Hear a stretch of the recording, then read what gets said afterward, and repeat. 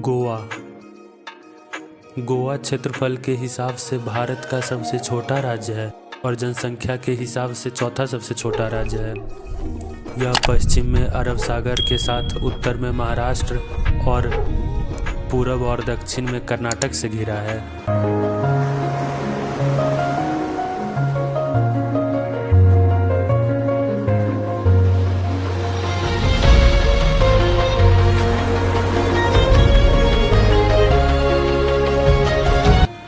पर्यटक आमतौर पर गोवा के कोस्टल एरिया पर केंद्रित होते हैं। 2010 में 2 मिलियन से अधिक पर्यटकों के गोवा आने की सूचना थी, जिसमें से लगभग 1.2 मिलियन विदेशी थे।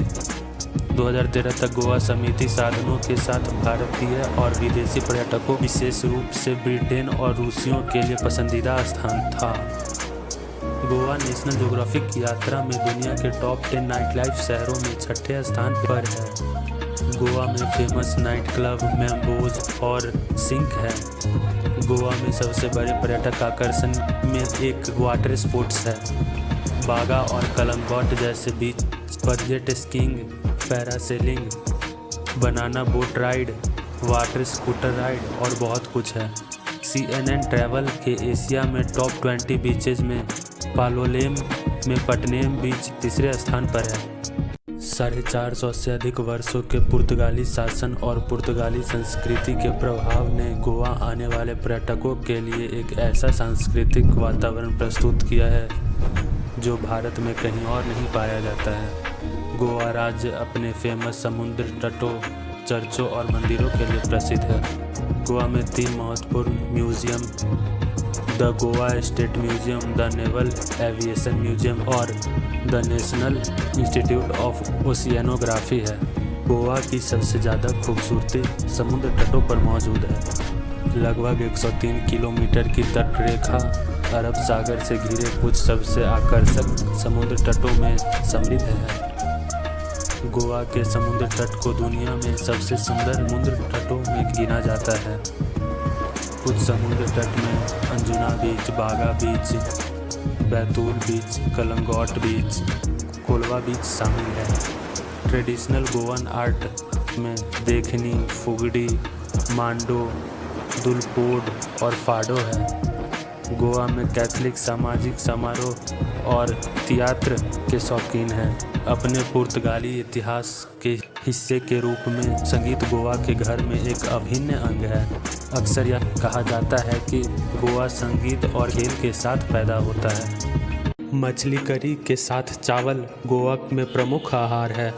गोवा के व्यंजन विस्तृत व्यंजनों के साथ पकाए गए विभिन्न प्रकार के मछली के व्यंजन के लिए प्रसिद्ध है। गोवा में खाना पकाने में नारियल और नारियल के तेल का व्यापक रूप से उपयोग किया जाता है।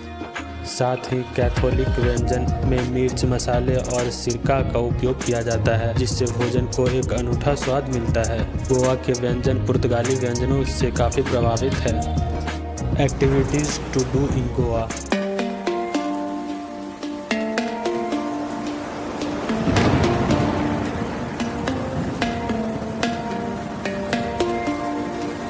ग्रैंड आइलैंड में स्कूबा डाइविंग, टीटो स्ट्रीट पर पार्टी करना, दूध सागर फॉल की सैर, Mandovi river sunset cruise, Divar और चोराओ आइलैंड पर cycling, hot air balloon flight, Candolim beach, Anjuna flea market देखें, भगवान महावीर सेंचुरी देखें, casino royale, Baga beach, basilica of Bom Jesus, Aguada किला, डॉल्फिन की सवारी और बहुत कुछ।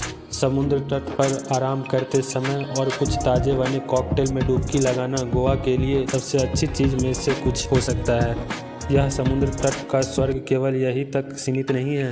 इतना छोटा गंतव्य होने के बाद भी गोवा में मनोरंजन के इतने सारे विकल्प हैं कि आप छुट्टी का एक सेकेंड मस्ती किए बिना नहीं रह सकते। जहाँ ग्रैंड आइलैंड गोवा में स्कूबा डाइविंग और बनाना बोट राइडिंग जैसे कुछ ज़रूरी चीज़ों का आनंद लेने के लिए एक आदर्श स्थान के रूप में काम करता है, वहीं दूसरी तरफ अनुजा की पिस्सू बाज़ार आपको विभिन्न विदेशी वस्तुओं के साथ साथ घर वापस ले जाने के लिए स्मृति चिन्ह